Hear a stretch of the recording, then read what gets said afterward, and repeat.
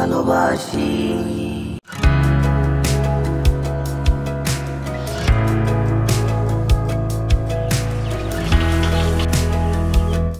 আসসালামু আলাইকুম রহমতুল্লাহ ওবারাকাতু। প্রিয় দর্শক, আশা করি আপনারা সবাই ভালো আছেন। আজকে আপনাদেরকে নিয়ে এসেছি রইজবাগ হরিদাস স্কুলের পশ্চিম দিকে সামান্য কিছু দূর আসতে হয় আমার বন্ধু ইমরানের খামারে। এই জায়গার নাম হচ্ছে রইজবাগ, সারপুকুর ইউনিয়ন, থানা হচ্ছে আদিতমারি, জেলা লালমনিরহাট। তো আমার বন্ধু ইমরানের পোলট্রি ব্রয়লারের একটি খামার আপনাদেরকে এখন ঘুরে দেখাবো।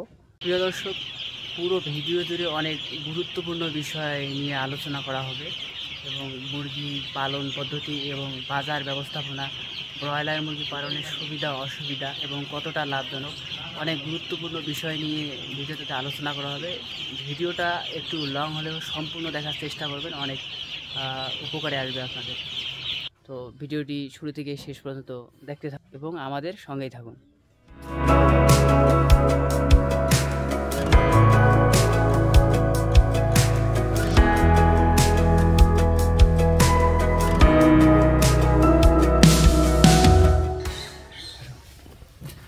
দর্শক, আমরা এখন খামারের দিকে যাচ্ছি। আমার সাথে আছে বন্ধু ইমরান, জনি আছে এবং আমি আছি।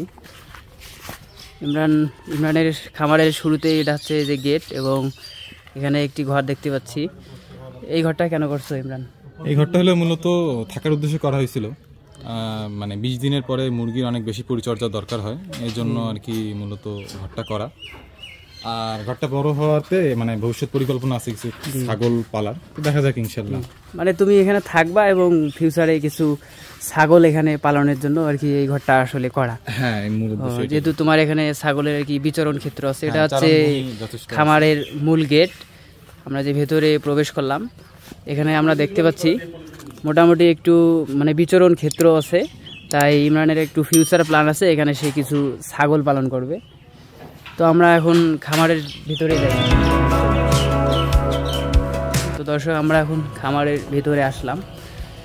এখানে একটা পার্টিশন আছে, এখানে দেখা যায় মুরগির খাবার বা বিভিন্ন প্রয়োজনীয় জিনিসপাতি এখানে স্টোরেজ করা থাকে এবং এদিকে আর কি এখান থেকেই মুরগি থাকা শুরু হয়। তো বিস্তারিত ইমরানের কাছ থেকে আমরা শুনবো। তো এখানে মুরগি কতগুলো উঠাইছো? এখন মুরগি আছে তো অ্যাকুরেট বলতে গেলে 1520টা। 1520 পিস? হ্যাঁ, মানে এক বক্সে 40টা করে থাকে, তো ওতে অ্যাকুরেট 1500টা আর কি দেওয়া সম্ভব হয় না। এগুলো কোন কোম্পানির বাচ্চা? এগুলো হলো প্যারাগনের বাচ্চা। প্যারাগন। বয়স কতদিন আজকে এগুলো? আজকে 3য় দিন চলছে।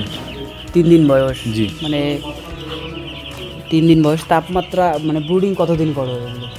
ব্রুডিং আসলে মূলত এগুলো আবহাওয়ার উপর নির্ভর করে, বা ওয়েদার কি ঠান্ডা নাকি গরম।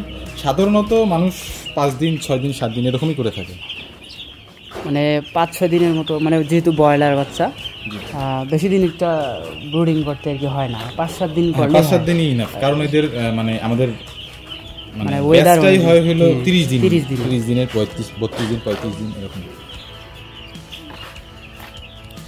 মানে প্রথমের দিকে মানে যেদিন এরা খামারে আসে সেদিন মানে এদেরকে পানিতে কী খাওয়া বা মেডিসিন?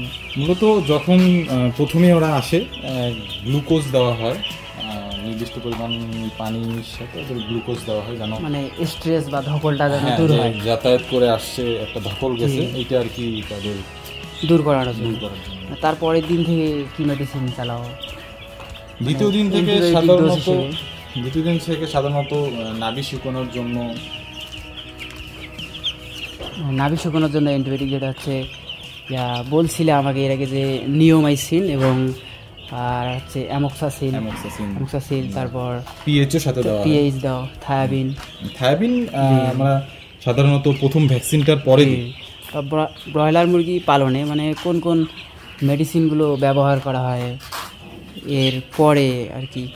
মানে আমি এখন যেমন জিঙ্ক, ক্যালসিয়াম, এগুলো বা এই জাতীয় কী কী ওষুধগুলো দেওয়া হয়? এটা আসলে মানে সময় ভিত্তিক আমরা ডোজ আর কি মেনটেন করি। প্রথম দিকে নাভি শুকানোর জন্য অ্যামক্সাসিন, তারপরে পিএইচ, এরকম কিছু মানে কয়েকটা ওষুধ মিলে আমরা একটা ডোজ তৈরি করি। সেটা প্রথম কিছুদিন চলে, তারপরে থায়াবিন, ক্যালফোস এগুলোর একটা ডোজ চলে।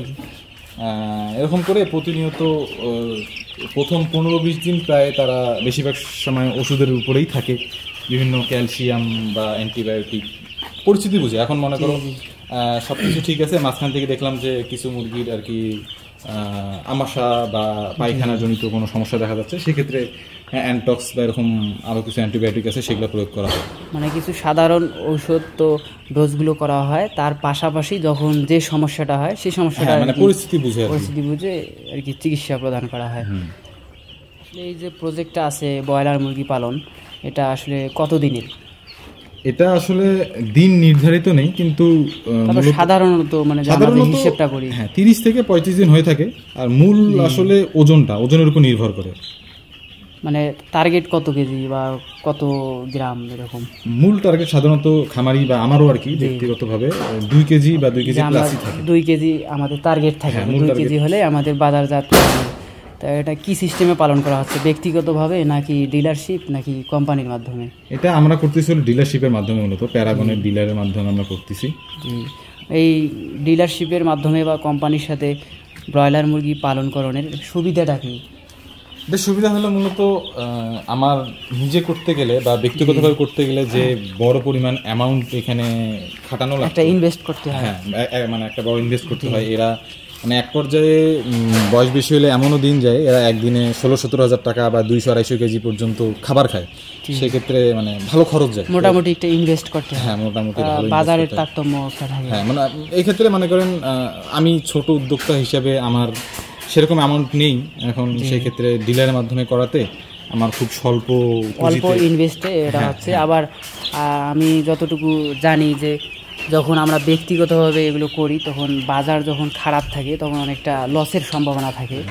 মূলত লসের সম্ভাবনা থাকে এই কারণে, কারণ বাজার খারাপ থাকলে মুরগি টান কম থাকে, মুরগি যায় না বেশি বাজারে, মানে পাইকাররা মুরগির চাহিদা কম থাকে। এই জন্য মূলত যখন আমার মুরগিগুলো খামারে থাকবে ওদের তো খাবার ছাড়া রাখা যাবে না, খাবার দিতে হবে। এবং খাবার দিতে গেলে ওই 30-32 দিন বয়সে এরা প্রচুর খায়, মানে একদিনে 200 কেজি 250 কেজি পর্যন্ত এরা খায়। মানে সব সময় খাবার রাখতেই হয়। হ্যাঁ, মানে এমন পরিস্থিতি যে এদেরকে যদি কিছু সময় খাবার ছাড়া রাখা হয় এরা কাঠের গুঁড়ো খাওয়া শুরু করে, সেক্ষেত্রে তারা আবার অসুস্থ হওয়ার সম্ভাবনা থাকে। ফুড পয়জনিং এর কারণে অনেক পেটের সমস্যা গোলযোগ হয়।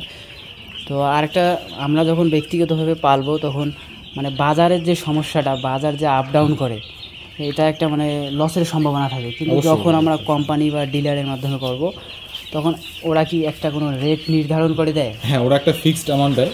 আর প্যারাগনের ক্ষেত্রে সেই রেটটা হলো কিছুদিন আগ পর্যন্ত 137 টাকা পর্যন্ত ছিল।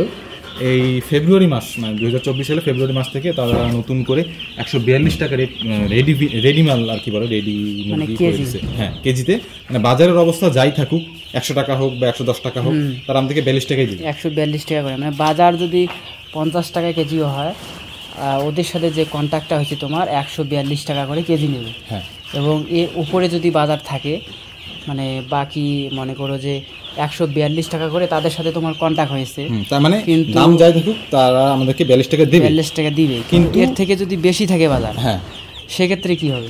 সেক্ষেত্রে মনে করো কথার কথা, এখন যদি আজকে যদি আমি মুরগি বিক্রি করি, আমার যদি 150 টাকা বাজারে রেট থাকে, তাহলে 142 টাকা আমার ফিক্স থাকবে। এবং 142 টাকার উপরে যে 8 টাকা থাকতেছে, 8 টাকা থাকবে, এইটা সেখান থেকে তুমি 4 টাকা পাবা। হ্যাঁ, আমি 4 টাকা করলে মনে করো এদিকে আমার 146 টাকা করে আমি পাইতেছি, আর 4 টাকা করে কোম্পানি লাভ পাইতেছি।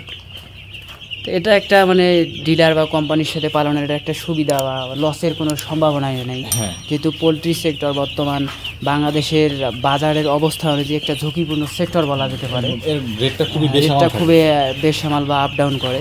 সেক্ষেত্রে মানে কোম্পানি বা ডিলারশিপের মাধ্যমে পালন করলে লসের সম্ভাবনা না থাকে, যদি কোনো সমস্যা না হয় বা মুরগি মারা না যায়, সেক্ষেত্রে মোটামুটি লাভবান হওয়া যায়। মূল কিছু সুবিধা হলো যে স্বল্প অর্থায়নে বা স্বল্প বিনিয়োগে আমি মুরগিটা করতে পারতেছি। দ্বিতীয়ত একটা ফিক্সড রেট পাইতেছি, যে বাজার একদম খারাপ হয়ে গেলেও কোম্পানি আমাকে রেটটা দিবে। আর কিছু কিছু সুবিধা যেমন ডাক্তারের সুবিধা বা ডিলারের থেকে মেডিসিন বাকি নেওয়ার সুবিধা, এই জিনিসগুলো আর কি প্রোভাইড করে তারা। মানে কোম্পানি দেখা যায় খাদ্য, মেডিসিন মানে এভরিথিং যে যা লাগে সব কিছু দেয় আর কি। হ্যাঁ। আর তোমার নিজস্ব কি কি লাগে, যেমন যে লিটার আছে, তারপর আর কি কি, মানে তোমার কি কি লাগে? মূলত লিটার, কারেন্ট বিল, তারপরে মেডিসিনের খরচটা আর কি চাইলে ওদের থেকে নেওয়া যায়, নিজে থেকেও করা যায়। ওদের থেকে নিলে কি যে আমার নগদে টাকাটা রাখতেছে না, যখন আমি মুরগি বিক্রি করবো তখন তাদের আস্তে ধীরে টাকাটা দিয়ে দিলে হয়ে যাচ্ছে। তারা মানে সুবিধাটা দিচ্ছে, কিন্তু মানে এভরিথিং যে A to Z যে কস্টটা তোমাকেই বহন করতে হয়, মানে বলে যে লিটারের যে তোমার এখানে কস্টটা হচ্ছে এটা তো তারা দিবে না। আমার লিটার, কারেন্ট বিল, তারপর আমি যদি কোনো কর্মচারী রাখি সেক্ষেত্রে কর্মচারীর খরচ, এগুলো সব আমাকে দিতে হবে। সব তোমাকে দিতে হবে। হ্যাঁ, আমার মানে আমার প্রফিট থেকে আমার দিতে হবে। আর একটা বিষয় তোমার কাছে জানতে চাই, সেটা হচ্ছে যখন তুমি সকালে খামারে প্রবেশ করো তখন থেকে কি ধরনের কার্যক্রম দিয়ে মানে দিনটা শুরু হয়, মানে সকাল থেকে সন্ধ্যা পর্যন্ত কি কি কার্যক্রমগুলো করতে হয় এই ব্রুডিং পিরিয়ডে? আচ্ছা, ব্রুডিং পিরিয়ডে প্রথমে মূলত অবশ্যই মানে বায়োসিকিউরিটি বিষয় আছে। আমি যখন বাইরে থেকে আসি তখন আমার বায়োসিকিউরিটি বিষয়গুলো মেনটেন করে ভিতরে আসি। তারপরে মূলত বাচ্চা পরিস্থিতি কি, মানে তারা কি ছড়াই ছিটায় আছে নাকি গাদা এক জায়গায় গাদা হয়ে আছে, এই পরিস্থিতিটাকে মানে এই অবস্থাটাকে দেখি। সেই অনুযায়ী মানে ব্রুডার উঠা নামা বা অন অফ করে দিই। তারপরে মানে বাচ্চার মলের কি অবস্থা, বিষ্ঠার কি অবস্থা, এটা একটু দেখি। ঠিক থাকলে তো থাকলে, আর যদি দেখি যে মলের কোনো খারাপ অবস্থা হয় সেক্ষেত্রে ট্রিটমেন্টের ব্যবস্থা করতে হয় আর কি। মানে লাইটগুলো রাতে অন করা থাকে বা আবহাওয়া অনুযায়ী আর কি, ওয়েদার অনুযায়ী দেখা যায় দিনে যদি ঠান্ডা থাকে সেক্ষেত্রে এই যে আমরা যে হোবার দেখতে পাচ্ছি এখানে কিছু লাইট দেওয়া আছে, 100 ওয়াটের করে বাল্ব দেওয়া আছে, এগুলো মানে ওয়েদার অনুযায়ী এই লাইটগুলো অন করে দেওয়া হয়। হ্যাঁ, মানে পরিস্থিতি এখন যে বাচ্চার মোটামুটি ছড়াই ছিটে আছে, এখন তাদের আর তেমন একটা হিটের প্রয়োজন নাই, কিন্তু যখন একটু আবহাওয়া ঠান্ডা হয়ে যাবে তখন তারা গাদাগাদি করবে। সেক্ষেত্রে গাদাগাদি করলে বাচ্চা চাপা খেয়ে মরার সম্ভাবনা থাকে। মানে এদের খাবার প্রদানের নিয়ম কি, মানে খাবার কি দেওয়ার কোনো নিয়ম আছে নাকি অল টাইম খাদ্য রাখতে হয়? ব্রয়লারের ক্ষেত্রে তা সবসময় আসলে খাবারের উপরেই থাকে, মানে 24 ঘন্টা এদের খাবারের পাত্রে খাবার রাখতেই হবে। হ্যাঁ, মানে এখন দিনে যদি আমার 4 বার খাবার দেওয়া লাগে 4 বার দিতে হবে, 3 বার দেওয়া লাগলে 3 বার দিতে হবে। মূলত আর কি খাবার পাত্র ভরা থাকতে হবে। আর পানিটা দিনে কয়বার চেঞ্জ করো? পানি আমি তো 3 বেলাই দিচ্ছি, কিন্তু আমার কিছু মানে যখন মুরগি বড় হয় তখন আমার কিছু পাত্র সংকট থাকার কারণে মাঝে মাঝে 4 বেলাও দিতে হয়। তো পানি আর কি তাদের সবসময় সাপ্লাই, পানিটা আর কি অবস্থা নেই, দেখা যায় পানিটা নোংরা করে ফেলছে, সেক্ষেত্রে তুমি আর কি চেঞ্জ করে দাও। হ্যাঁ। আর তাছাড়া ওই যে পাশে কিছু স্ট্যান্ডের ব্যবস্থা আছে, যখন বড় স্ট্যান্ডগুলো আছে এখানে, যখন বাচ্চাগুলো একটু বড় হয় এরকম এখানে রেখে এখানে পানির পাত্র বা খাবারের পাত্র রাখা হয় যেন পানিটা পরিষ্কার থাকে এবং খাবারটা ভালো থাকে। এজন্য এখানে বেশ কিছু স্ট্যান্ড তৈরি করে রাখছে ইমরান। আর মানে পাত্র একটু উঁচুতে থাকলে, মানে কিছু বাচ্চা আছে মানে এরা ব্রয়লার তো অলস হয়, এরা আর কি উঠতে চায় না, বসে বসে খায়, বসে বসে পানি খায়, খাবার খায়। তো পাত্রটা একটু উঁচু করে দিলে অনেক ক্ষেত্রে অনেক বাচ্চা প্যারালাইজ হওয়ার হাত থেকে বেঁচে যায়। মানে ব্রুডিংয়ে কোনো বিশেষ পরিচর্যা আছে কি, মানে বিশেষ ব্রুডিং পিরিয়ডে? মূল লক্ষ্য রাখার বিষয় হলো হিট, মানে তাপটাই মেইন ব্রুডিং ক্ষেত্রে, তাপমাত্রাটাই মেইন আসলে। আর যখন ব্রুডিং পিরিয়ড পার হয়ে যায় তখন মানে একটু বড় হয়ে যায়, তখন সেক্ষেত্রে কি কি পরিচর্যাগুলো করতে হয় বা কি কি কাজগুলো করতে হয়? সেক্ষেত্রে মূল মানে কাজ দ্বারা হলো লিটারের অবস্থা, কারণ তারা যখন মানে তাদের সাইজ বড় হওয়ার সাথে সাথে তাদের বিষ্ঠার পরিমাণও বাড়তে থাকে, তখন লিটারটা খুব তাড়াতাড়ি স্যাঁতস্যাঁতে অথবা দলা হয়ে যায়। সেক্ষেত্রে আমাদের লিটারের ক্ষেত্রে অনেক খেয়াল রাখতে হয় এবং পানি সাপ্লাইয়ের ব্যাপারে খেয়াল রাখতে হয়, পরিষ্কার পানি, আর খাবারটাও অনেক খেয়াল রাখতে হয় মূলত। তাছাড়াও তার থেকে একটা গুরুত্বপূর্ণ বিষয় আর লিটারের সাথে সম্পৃক্ত, সেটা হলো পর্দা ব্যবস্থা। মানে অ্যামিনো গ্যাসটা যেটা উৎপন্ন হয় সেটা কিন্তু মেনটেন করার জন্য আমাদের পর্দা ব্যবস্থা অনেক মেনটেন করতে হয়। মানে এই যখন গ্যাস হয় তখন পর্দাগুলো আর কি উঠায় দাও, বা যখন ওরা বড় হয় বা ওয়েদার হট থাকে তখন তো এই পর্দাগুলো অল টাইম উঠা থাকে, যেহেতু এখন ব্রুডিং পিরিয়ড তাই পর্দাগুলো আর কি নামায় দেওয়া আছে। আর মুরগির বা ব্রয়লারের ক্ষেত্রে মূল রোগ বালাই আসে হলো লিটার থেকে। এই লিটার পরিচর্যা এবং পর্দার সাথে লিটার আর কি একদিক দিয়ে সম্পৃক্ত, যেহেতু অ্যামাইনো গ্যাস এই লিটার থেকে উৎপন্ন হয় এবং পর্দা যদি আমার থাকে, গ্যাস ভিতরে থাকলে মুরগির সমস্যা হবে। হ্যাঁ, তো লিটার ম্যানেজমেন্টটা অনেক ইম্পর্টেন্ট। মানে তোমার কথা হচ্ছে লিটারটা অনেক ইম্পর্টেন্ট একটা বিষয়। লিটার যদি আমরা ভালো রাখি, গ্যাস মুক্ত রাখি, তাহলে মুরগি সুস্থ থাকবে। আর লিটার যদি গ্যাসযুক্ত হয় এবং স্যাঁতস্যাঁতে ভিজে হয় তাহলে মুরগি অনেক রোগ ব্যাধিতে আক্রান্ত হবে। মানে ব্রয়লারের ক্ষেত্রে এদের মানে রোগ বালাইয়ের মূল উৎস হলো এই লিটার। আর লিটারগুলো যখন একটু দলা হয়ে যায় তখন একটু আর কি ভেঙে দিতে হ্যাঁ, হয়। ভেঙে দিতে হয়, নাড়াচাড়া করে দিতে হয়, অথবা কিছু ক্ষেত্রে আমরা মানে লিটার খরচটা কমানোর জন্য প্রথমে সব লিটার একসাথে করে একটা চালানির মতো আছে, একটা নেটের মতো আমরা নেটিং করি, নেটিং করে মানে ময়লাগুলো আলাদা করা হয়, বড় যেগুলো বড় দলা ওগুলো আলাদা হয়ে যায়, ওগুলো আমরা বাইরে এক জায়গায় ফেলাই দিই, আর ঝুরঝুরো যে লিটার শুকনো লিটারটা সেগুলো আবার বিছাই দেওয়া হয়। ব্রয়লার মুরগির পালনের মানে সুবিধা বা ভালো দিকটা কি, এটা যদি একটু দর্শকদের উদ্দেশ্যে বলতাম।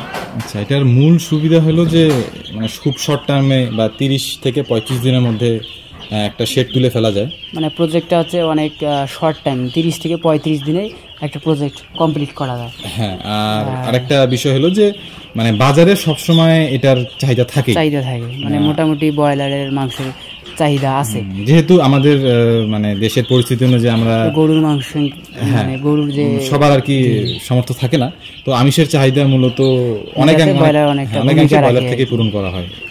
আসলে এই যে ব্রয়লার মুরগি যে পালন করতেছো, এর মার্কেটিং করতে গিয়ে তুমি কি কি সমস্যার সম্মুখীন হচ্ছ বা মার্কেটিং বিষয়ে যদি একটু বলতা, তাহলে আমার দর্শকদের অনেক খামারিদের একটু উপকার হতো। মূলত মানে কন্ট্রাক্ট ফার্মিং এ তো আমাদের মার্কেটিং নিয়ে সেরকম একটা মানে কাজ থাকে না, বা একটা তেমন কোনো রেসপন্সিবিলিটি থাকে না, কারণ আমাদের ডিলাররাই আমাদের মানে বিক্রির ব্যবস্থা করে দেয়, তাদের যত মানে পরিচিত পাইকাররা থাকে তারা এসে মুরগি ভ্যানে বা পিকআপে করে নিয়ে যায়, এবং এই জন্য আমাদের মূলত কোনো সমস্যা পোহাতে হয় না। কিন্তু আমি প্রথমে পরীক্ষামূলক অবস্থায় বাসায়, তোমার চ্যানেল তো ভিডিও আছে এই বিষয়ে, 80টার মতো আর কি মুরগির বাচ্চা পালছিলাম। সর্বপ্রথম তোমার ওটা আর কি পরীক্ষামূলকভাবে করছিল 80টা।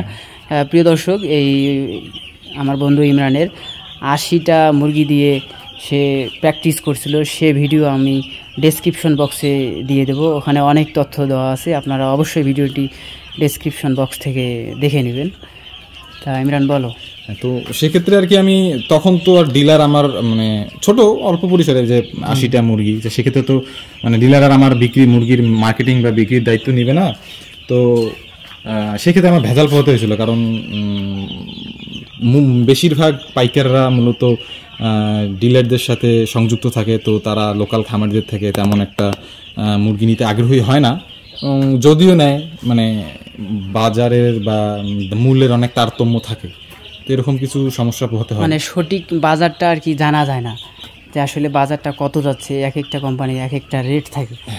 যদিও মনে করো যে তাদের একটা রেট দেওয়া থাকে যে বাজার যেটাই থাক 142 টাকা কেজির দরে তোমার কাছ থেকে নিবে, কিন্তু আসলে বাজার কত যাচ্ছে এটা আর কি সঠিকটা জানা মুশকিল হয়। মানে যাদের আর কি নতুন নামবে বা যাদের মানে বাজারে তেমন কোনো সম্পৃক্ততা নেই বা পাইকারদের সাথে যেমন সম্পর্ক নেই, তারা এই বিষয়গুলোতে আর কি খুব সমস্যা পোহাবে, এটাই স্বাভাবিক। মানে আর কি মোটামুটি এই ব্রয়লার মুরগি যদি কেউ পালন করতে চায়, তাহলে আগে তাকে পালন সম্পর্কে জানতে হবে, তার পাশাপাশি মানে মার্কেটিং বিষয়ে তাকে জ্ঞান রাখতে হবে। হ্যাঁ, এটা অবশ্যই, কারণ আমরা পালন বিষয়ে জানলাম কিন্তু মার্কেটিং বিষয়ে খোঁজ নিলাম না, আমি আমার প্রোডাক্ট রেডি করলাম কিন্তু আমার প্রোডাক্ট সেলের ক্ষেত্রে আমি কোনো উদ্যোগ নিলাম না, সেক্ষেত্রে তো এটা একদম বোকামি হয়ে যাবে। মানে তাহলে তুমি তো প্রথম শুরু করছিলে যে 80টা ব্রয়লার থেকে, সেটা কত সাল ছিল আনুমানিক, আমার মনে পড়তেছে না, এটা সম্ভবত 22 অথবা 23 ছিল, আমার মনে পড়তেছে না, সম্ভবত 22 অথবা 23। তা দর্শক, সঠিক সালটা আমরা দেখে আপনাদেরকে স্ক্রিনে আমরা সঠিক সালটা জানাবো। তোমার এই খামারটা মানে কত মুরগি ক্যাপাসিটি, মানে ব্রয়লার মুরগি কত পিস এখানে পালন করা যাবে? বর্তমান ক্যাপাসিটি 2000 বলা যায়, কিন্তু ব্রয়লারের ক্ষেত্রে মানে বর্তমান লম্বায় আছে হলো 100 ফিট এবং প্রস্থে আছে হলো 24 feet, total 2400 square feet. 2400 square feet. প্রথমে যে দেওয়ালটা সামনে দেখা যাচ্ছে, ওইটা সামনে আমরা দেখতে পাচ্ছি একটা পার্টিশন দেখা যাচ্ছে, প্রায় 1.5 ফিট একটা ওয়াল দেখা যাচ্ছে। হ্যাঁ, ওইটা আর কি প্রথমে আমার খামারটা ওই পর্যন্ত ছিল, পরে আমি ওইটা এক্সটেন্ড করে বাড়াই নিয়েছি, এখন আর কি ক্যাপাসিটি 2000 বা 1900 ধরা যায়, মানে 2000 প্লাস। হ্যাঁ, কিন্তু এটা শীতে যেহেতু মানে গরমে মুরগির জায়গা বেশি প্রয়োজন হয়, এই জন্য গরমে অভিজ্ঞতার ভিত্তিতে নির্ভর করে কি 1500-1600 এরকম পালা যেতে পারে। মানে তুমি বর্তমানে এখানে কত পিস বাচ্চা আছে? 1500। হ্যাঁ, 1500 পিস আছে, 1500 পিস বাচ্চা আছে। সর্বপ্রথম তো তুমি 80টা মানে বাচ্চা দিয়ে প্র্যাকটিস করছিলা, তারপরে এই যে নতুন যে সেটটা তৈরি করলা, এখানে মানে কতটা প্রজেক্ট করছো এখানে বা কতবার? আচ্ছা, মানে প্রথমবার ওই প্র্যাকটিস ভাবে যেটা করছে ওটা বাদ দিয়ে এটা পঞ্চম সেট চলতেছে। এটা তোমার পঞ্চম সেট। হ্যাঁ। তা এই যে পঞ্চম সেট করলা, এটা তো এখনো বিক্রি করো নাই, তাহলে আমরা গত মানে 4টা প্রজেক্টের কথা তোমার এখন একটু তুলে ধরবা, যে গত 4টা প্রজেক্টে তোমার কীরকম লস লাভ হয়েছে একটু এভারেজে।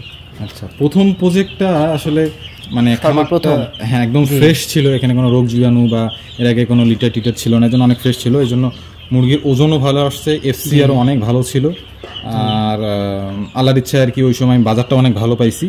তো মানে ওইটা আর কি আমার সর্বোচ্চ লাভ করতে পারছিলাম, ওটা অনেক ভালো লাভ হয়েছিল আলহামদুলিল্লাহ। তো তুমি কি লাভটা বলতে পারবা ভিডিওতে, নাকি এটা তুমি হাইট বলা যায়? তাহলে তুমি একটু বলো, আমরা একটু যোগ করে দেখবো অ্যাভারেজে তোমার কীরকম প্রথম শেডে তোমার কীরকম লাভ হয়েছে। প্রথম শেডে আমি একদম নিট লাভ হিসাব করলেও আমার 90,000 বা 92,000 সামথিং আর কি, মানে প্রথম শেডে তোমার ধরলাম 90,000 ধরলাম যোগ। আচ্ছা, তারপর দ্বিতীয় শেডে আমার সবকিছু খরচ বাদ দিয়ে এভরিথিং 37 থেকে 38,000 আর কি, 37 থেকে 38,000, তা আমরা 37,000 ধরলাম। তারপর তৃতীয় ব্যাচে কত টাকা লাভ হয়েছে? তৃতীয় ব্যাচে নিট হিসাব করলে এরকম 35-36 আর কি, 35 থেকে 36,000, আমরা কমটাই ধরলাম 35,000 নিট লাভ, এটা আমরা ধরতেছি। হ্যাঁ, আর শেষের ব্যাচে আসলে প্রচুর গরম ছিল, মানে একটু ওয়েদার খারাপ ছিল, প্রচুর গরম ছিল, এবং আমার শেডটা অনেক হিট হওয়ার কারণে উপরে আমার যে স্প্রিংকলার বা ঝর্ণা সিস্টেম যেটা আর কি অনেকে ব্যবহার করে সেটা আমার ছিল না, পরবর্তীতে করছি, কিন্তু সেটা করার আগেই একদিন প্রচুর গরম ছিল। এখন তোমার খামারে এই যে মানে শেড কুলিং সিস্টেমটা আছে আর কি, হ্যাঁ উপরে স্প্রিংকলার লাগানো আছে, ঝর্ণা যেটা বলে, মানে এই যে ছাদের উপরে লাগা আছে, উপরে পানি ঝর্ণা দেয় এবং মানে শেডটাকে ঠান্ডা রাখে।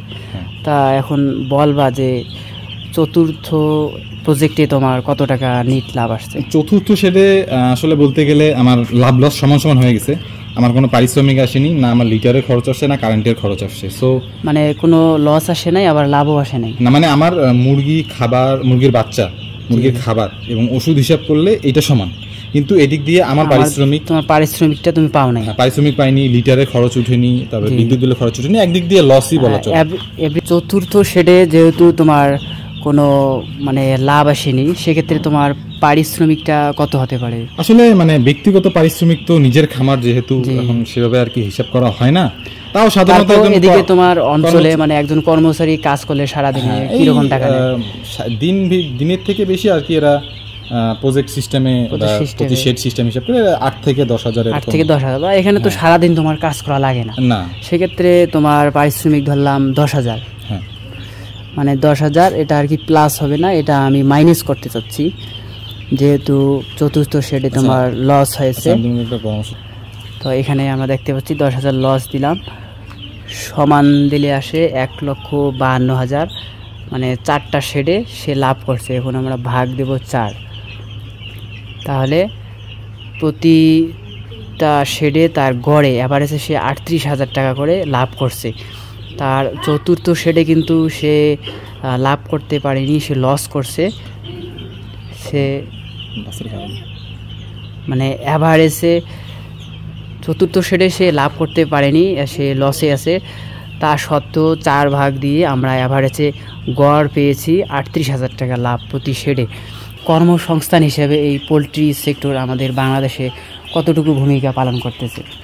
আসলে আমাদের বর্তমান জেনারেশন বা আমরা যারা পড়াশোনা শেষের দিকে, তারা বেশিরভাগই চাকরিভিত্তিক চিন্তাভাবনা করে, কিন্তু চাকরিভিত্তিক চিন্তাভাবনা আসলে মানে কোনো অর্থনৈতিক, একটা দেশের অর্থনৈতিক বা সমাজের উন্নয়নের ক্ষেত্রে খুব বেশি বড় ভূমিকা পালন করে না, যে যতটা বড় ভূমিকা উদ্যোক্তারা পালন করে, উদ্যোক্তার মাধ্যমে আসে অর্থনৈতিক এবং সামাজিক পরিবর্তন। তো পোলট্রি সেক্টর আসলে বর্তমান পরিস্থিতি অনুযায়ী অনেক কোম্পানি আমাদের সুযোগ করে দিয়েছে স্বল্প মানে মূলধনের মাধ্যমে উদ্যোগ নেওয়ার। তো এটা অবশ্যই মানে যারা আর কি বেকার আছে এবং উদ্যোক্তা বা উদ্যোগের মানে শুধু চাকরির পিছনে না ছুটে উদ্যোগী মনোভাব তৈরি হওয়া। হ্যাঁ, তা ঠিক আছে ইমরান, ধন্যবাদ তোমাকে, অসংখ্য ধন্যবাদ আমার দর্শকদেরকে সঠিক তথ্য দিয়ে সহযোগিতা করার জন্য। তো ভালো থাকবা, তোমার খামারের সফলতা কামনা করছি, আরও তুমি সামনের দিকে এগিয়ে যাও। অসংখ্য ধন্যবাদ। আসসালামু আলাইকুম। ওয়ালাইকুম আসসালাম।